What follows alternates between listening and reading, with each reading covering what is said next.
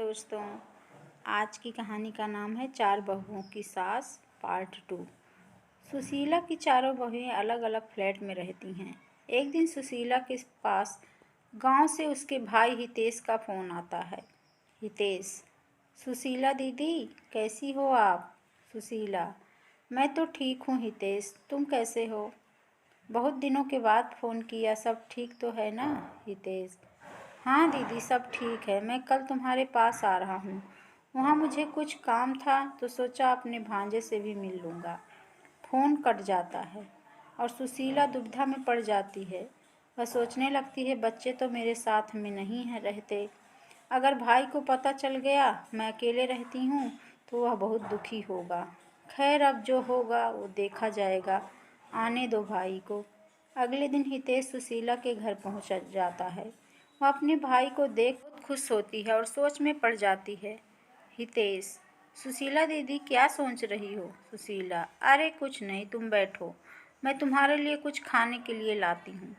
हितेश: दीदी तुम क्या ला रही हो? खाना तो आपकी बहुएं लगाएंगी, कहाँ गई वो?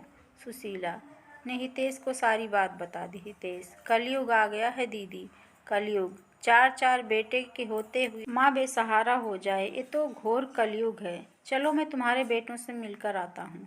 हितेश ऊपर चला जाता है और देखता है कि सुशीला के बड़े बेटे को शराब पीने की आदत होती है। वो अब बहुत बढ़ चुकी है। उसके 2 बच्चे हैं। बड़ा बेटा: मामा जी कैसे हो आप? घर में सब ठीक है? बड़े दिन बाद आप मिलने आए। हितेश: घर में तो सब ठीक है, तुम बताओ कैसा चल रहा है यहाँ? सब कुछ ठीक है ना? इतने में उसका छोटा बेटा यानी सुशीला जी का पोता हितेश के पास आता है, जो लगभग 6 साल का था। हितेश उससे पूछता, हितेश कैसे हो बेटा?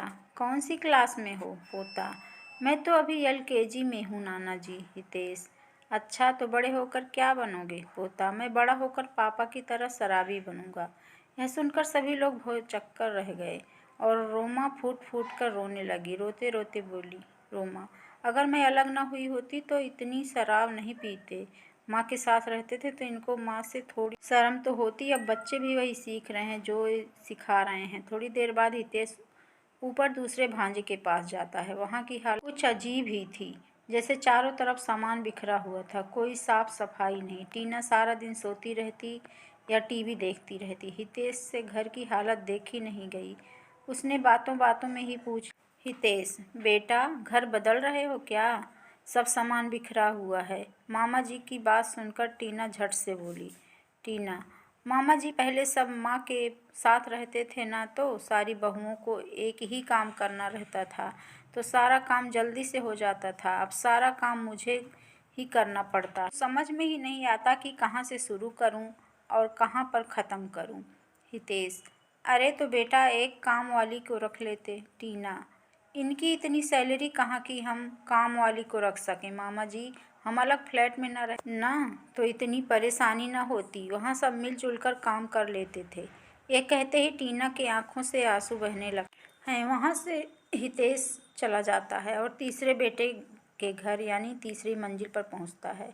वहाँ हितेश का तीसरा भांजा, उसकी पत्नी मीनू आर्थिक तंगी से गुजर रहे थे। हितेश: बेटा कैसा चल रहा है? तुम्हारी माँ ने बताया कि तुम सब अलग अलग रहते हो, तो मैं आ गया तुमसे मिलने। तीसरा बेटा: सब ठीक है मामा जी, आप बताओ आप कैसे हो? मीनू: मामा जी आए हैं, कुछ खाने को लाओ। इतना सुनते ही मीनू रसोई के डब्बों में देखने लगती है। वो एकदम खाली होते हैं और वहाँ वही बैठकर सर पकड़कर रोने लगती है। रोने की आवाज़ सुनकर हितेश और मीनू का पति अंदर आते हैं। हितेश: क्या हुआ बेटा, रो क्यों रही हो? मीनू: क्या बताऊँ मामा जी, मैं अपनी किस्मत पर रो रही हूँ। अगर मैं भाभीयों की बातों में आकर घर से अलग ना होती ना, तो आज ये दिन देखना न पड़ता। घर में खाने के लिए कुछ नहीं है और काम का भी पता नहीं मिलेगा कि नहीं। मेरी सास हमेशा हमारी ख्याल रखती थी और आज ये दिन सिर्फ मेरी वजह से देखने को मिल रहा है। मीनू अपने किए पर बहुत पछताती है।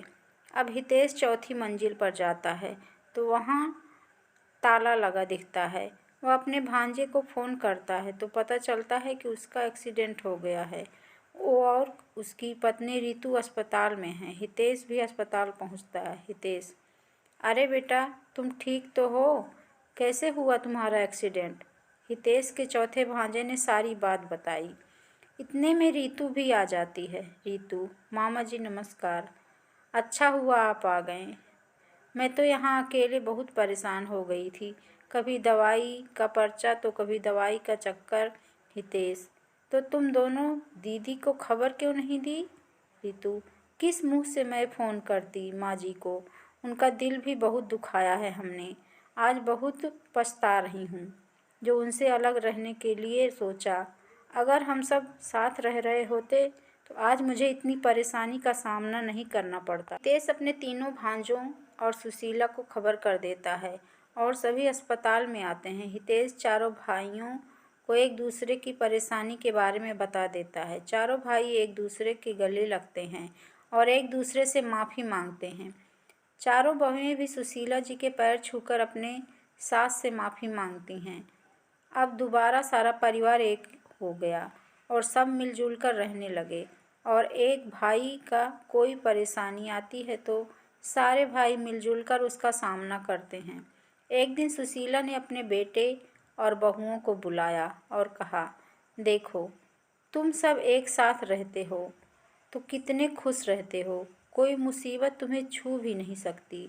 इसलिए तो कहते हैं मुश्किल वक्त भी टल जाता है जब अपने का साथ होता है। साथ मिल जाए अपनों का तो सारा दुख भाग जाता है। हाँ तो दोस्तों, कैसी लगी यह कहानी? अगर पसंद आई हो तो प्लीज़ हमारे चैनल को सब्सक्राइब करें, वीडियो को लाइक एंड शेयर करें और इस कहानी के पहले भाग को भी सुनें।